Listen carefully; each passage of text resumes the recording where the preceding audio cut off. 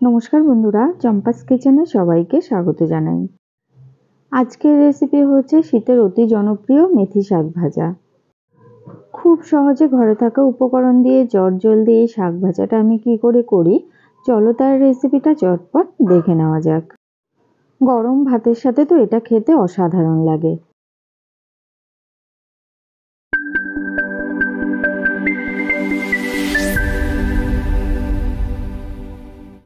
তো সবার প্রথমে গ্যাস জ্বালিয়ে নিলাম।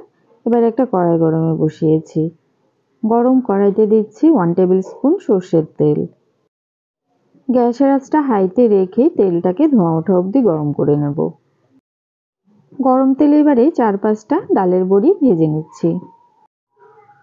ওই মিডিয়াম টু লো ফ্লেমে 10 থেকে 15 সেকেন্ড নাড়াচাড়া করে বড়িগুলোকে লাল করে ভেজে নেব।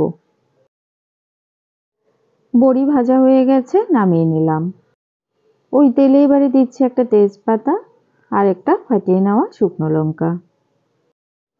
1/4 টিস্পুন কালো জিরে দিচ্ছি আর দেব 1 কোয়া থেতো করে রাখা রসুন। 4-5 সেকেন্ড নাড়াচাড়া করে ফোড়নের মশলাগুলোকে ভেজে নিতে হবে। রসুনের কালার চেঞ্জ হয়ে গেছে, সুন্দর একটা গন্ধ বেরিয়েছে। এবারে ধুয়ে ভালো করে ঝিরিঝিরি করে কুচিয়ে রাখা মেথি শাক দিয়ে দিলাম। এখানে আমি 3 আঁটি মেথি শাক ব্যবহার করেছি।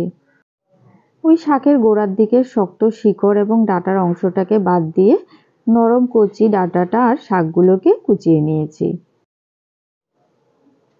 শাক নরম হয়ে আসলে দিচ্ছি 1/2 টিস্পুন লবণ আর 1/4 টিস্পুন হলুদ গুঁড়ো। 1/2 টিস্পুন চিনি দিলাম। মেথি শাক যেহেতু হালকা একটুখানি তেতো হয়, তাই সামান্য চিনি দিলে এর স্বাদটা ব্যালেন্স হবে। আমাদের চ্যানেল চম্পাস কিচেনের রেসিপিগুলো যদি তোমাদের ভালো লাগে তাহলে অবশ্যই চ্যানেলটাকে সাবস্ক্রাইব করে নেবে এবং পাশে থাকা বেল আইকনটাকে প্রেস করে দেবে। এতে করে যখনই আমি নতুন ভিডিও আপলোড করব সাথে সাথে এই নোটিফিকেশন তোমাদের কাছে পৌঁছে যাবে। কথা বলতে বলতে এদিকে দেখো, শাক কিন্তু মজে অল্প একটুখানি হয়ে গেছে। ভেজে রাখা ডালের বড়িগুলো দিয়ে আরও 30 থেকে 40 সেকেন্ডের মতো নাড়াচাড়া করলেই চলবে।